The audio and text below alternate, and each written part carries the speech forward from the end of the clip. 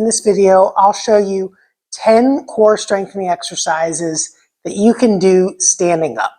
Now, most core strengthening exercises, such as crunches, bridges, bird dogs, and planks, are done down on the floor. But there are a few problems with those type of exercises. Number one, as you get older, it becomes more difficult to get on and off the floor. But secondly, and more importantly, the way we use our core in real life is standing up. And so you want to train your core muscles in the way that you actually use them during functional tasks. And that's exactly what these exercises will do. Now we'll go from the simplest to the most complex, so you may or may not be able to do every exercise in this video, and I certainly wouldn't encourage you to do them all in one session. Find the ones that work best for you, and then pick 2 or 3 of them per exercise session. The first couple you can do just about anywhere without any type of equipment. For the more advanced ones, they will require some weight. Now the first one is just to help you stand longer, and this is particularly important if you have back pain when standing, or if you get pain that radiates down into your legs when standing. Again, the function of your core is to maintain your spine in a safe position as you're going about your day. And a lot of that is just maintaining a neutral position while standing. So if you stand with a lot of arch in your back, that's going to jam the joints in your lower back together. It's also going to narrow the spaces where the nerves to your legs come out. One very common core exercise in physical therapy, and probably the base that most other exercises start out with, is the pelvic tilt. Now, the traditional way of doing the pelvic tilt is laying down, where you're laying on the floor and you're trying to roll your pelvis and flatten your lower back out into the ground. And this is a very good exercise. It's a good way to learn how to use your core, but this alone doesn't help you function better in everyday life. Eventually, you have to transition that into a standing position. But the exercise is pretty much the same. So just rolling the pelvis underneath of you and flattening the lower back. Now, how long do you hold this and for how many reps? Well, ideally, you want to try to maintain that position as often as you can throughout the course of your day. So whenever you're standing, try to focus on doing that. Will you be successful 100% of the time? No. Will you be able to maintain it the entire duration you're standing all the time? No. But the more often you think about it, probably the less back pain that you'll have when you're standing. Now, the second exercise is an analog to the bridge. The bridge is an exercise where you lay down, you start out by doing a pelvic tilt, and then lift your bottom up off the floor. This is a great exercise for glute strengthening. It also helps strengthen your abdominals. Now, one common mistake that people make when doing the traditional bridge down on the floor is they tend to arch their lower back too much, which again counteracts what you're trying to do. So if you are doing a floor bridge, again, a great exercise, just it's not the be-all end-all. You have to move it up to a functional position eventually. Roll your pelvis underneath of you, squeeze your glutes, push up through your heels, and lift your bottom up only as high as you can without arching your lower back. And so that may be a very small amount. And you may notice as you're doing this that you might feel a little bit of a stretch in your thighs and also feel the muscles in your glutes and your abdominals working. Now, to do that in a standing position, the exercise again is pretty much the same, just standing up. So start out with your feet underneath of you, bring your knees out over your toes, do a little bit of a pelvic tilt, and then you're just going to push your hips out forwards, again trying to keep your lower back in a neutral position. So you don't want to arch backwards like that. Now, ideally, you want to try to keep your feet as flat on the floor as you can, but it's very likely that your heels may come up just a little bit onto your toes. This is kind of like doing the limbo if you go really, really deep, but I wouldn't advise going that deep. Just go into a slight knee over toe position, squeeze the glutes, tighten your abdominals, and then hold this position for about 10 seconds. If you're doing it correctly, you should feel fairly similar to a sensation as doing a bridge on the floor, where you feel a little bit of a stretch in your thighs and also squeezing your glutes and squeezing your abdominals. And then come back up, knees over toes, push the hips forwards, hold about 10 seconds or as long as you feel comfortable doing it, and then come back up. Now, if you do have balance issues, I would either do this standing in front of a couch or with your back to a wall. So if you do by chance lose your balance and come backwards, you're just going to fall backwards into the wall. So that's the second exercise. The third exercise is the standing analog to a bird dog. The bird dog, if you're not familiar, is an exercise where you're on all fours. You try to find a neutral position of your spine and then raise one arm and leg out like that, and the other arm and leg out like that, trying to prevent twisting or rotation or excessive arching of your lower back. So keeping the back flat and raising up, and then going up like that. And again, there's nothing wrong with doing that exercise as is if you want to get down on the floor. But again, you want to be able to move up to a standing position eventually. Now, the standing version of this is going to look somewhat similar.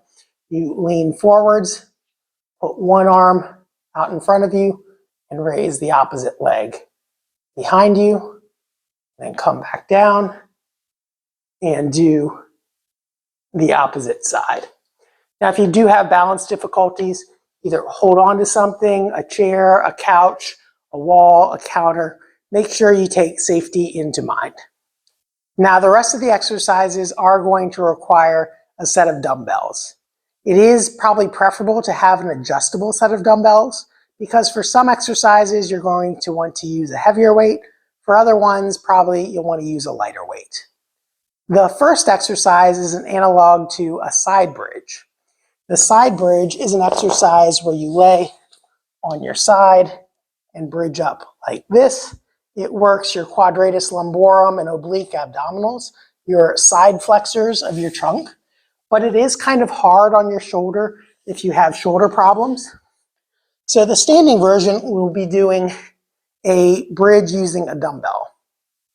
Now, you may see people in the gym who do side-to-side motions like this, but the primary function of your trunk lateral flexors isn't so much to move the spine from side to side as it is to prevent the moving of the spine.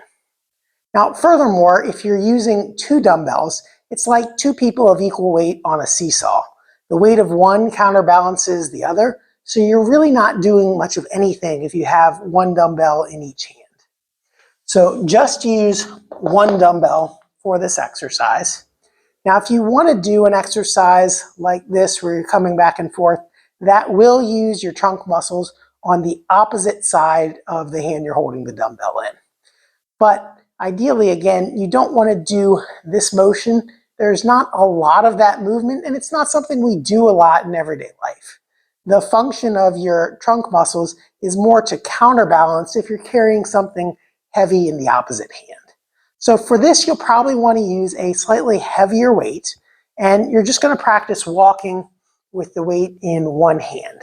So it's like a one-handed farmer's carry, where you're just walking along and carrying something reasonably heavy, and the muscles on this side of your trunk are counterbalancing the dumbbell in the opposite hand. So you'll go back and forth, and then change arms, and do the other side. Now, if you want to progress that and make that a little bit harder, you can raise the dumbbell up overhead, which is the next exercise. This requires some shoulder stability as well.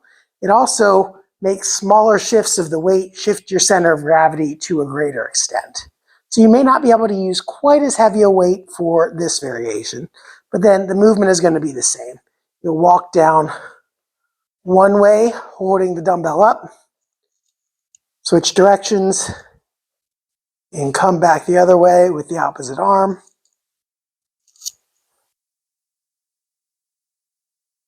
and just go back and forth like that.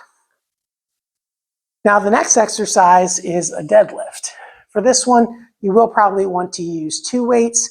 You can also use a barbell if you have that available. Now many people think a deadlift is bad for your back, and this isn't going to be an exercise where you're doing a back extension like that. You're more going to be using your abdominals and your glutes, and then your lower back muscles will co-contract with your abdominals to keep your spine in more of a neutral position. But once you set the neutral position of your spine, it's pretty much going to stay there throughout the exercise. For this, you want to keep the weights close to your legs, so you don't want to bend out this way. This does put a lot of torque on your spine. But if you keep the weights relatively close to your body, think about pushing your hips out behind you. Again, you're contracting your abdominals and glute muscles, and then squeeze your glutes to push your glutes back underneath of you. So again, note the spinal position is not changing that much. It's more of a hips back, hips forward, hips back, hips forward, hips back, hips forward. You'll probably want to select a weight that you can do for about 10 to 15 repetitions. Again, you use your trunk muscles and core muscles more for endurance in everyday life rather than brute strength. And the heavier the load gets, the more stress it does put on your spine. So pick a weight that you can do for about 10 to 15 repetitions, and it feels challenging, but yet not painful. Now, progression off of that is moving to a single leg deadlift. So for this one, you're just going to use 1 dumbbell, stand on 1 leg. And if you have balance difficulties, you may start out doing this just like what's called a golfer's bend, where you do this without holding on to anything. If you need to hold on to something, you can hold on to a wall or a dowel rod or something else to give you a little bit of stability initially as you're practicing it.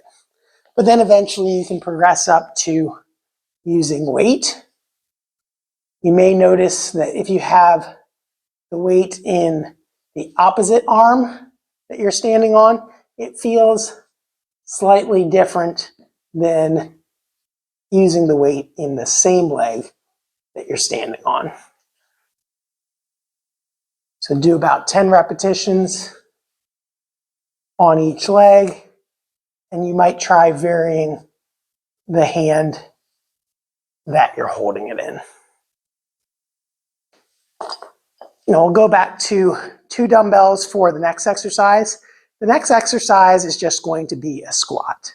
And just a body weight squat is a great exercise, but if you are looking to challenge your core stability a little bit more, holding weights, either a barbell or dumbbells, challenges your core because you have to support your spine against a weight that's held higher up, and so it's going to tip you forwards. And so to do the squat, set your feet about shoulders width apart. Your toes don't necessarily have to point straight forward, just set them in a position where they're comfortable. And then again, just like the deadlift, you're going to sit your hips back, keeping your weight on your heels, and then hips forward. You want to contract your abdominals and spine muscles and glutes at the same time, but really more realistically, what you're going to feel is your abdominals and glutes and thighs kicking in.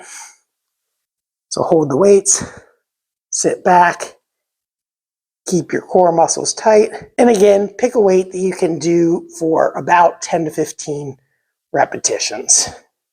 As an alternate variation, you can also do a goblet squat, where you hold the weight in front of you like this and just do 1 dumbbell. Now, a more difficult variation is doing an arms overhead squat. Again, you're raising the center of gravity here, so this makes it more difficult. You might even start out doing this just holding on to a dowel rod or a broomstick just to get the technique down. Additionally, if you have trouble squatting, you don't have to go as deep as I just did. Just go as deep as you feel comfortable going.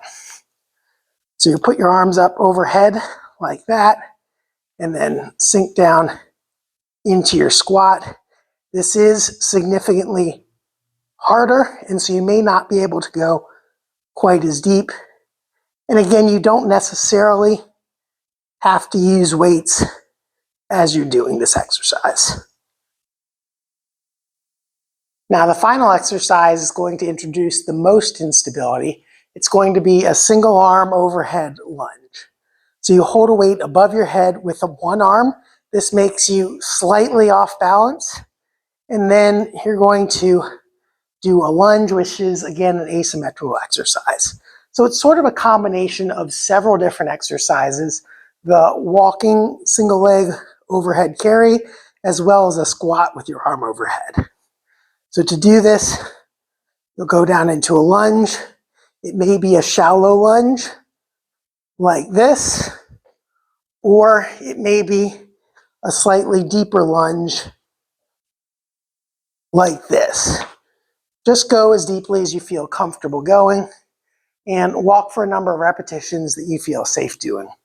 Now, that's the most difficult of all of the exercises, and keep in mind, only do the exercises that you feel safe doing that don't increase your pain. Start with the easier ones, progress the more complex ones, and only do a few per exercise session. Now, if you do need more help to relieve back pain and improve your core stability and you're in the St. Louis area, we'd be happy to help you out here at More for Life. And if you're watching this from somewhere else, but you need some more tips to improve back pain and core stability, check out this playlist right over here. But before you go, if you found this video helpful, make sure to give it a like and subscribe to our channel so you can get notified of our future videos. Thanks for watching, and I'll see you in the next video.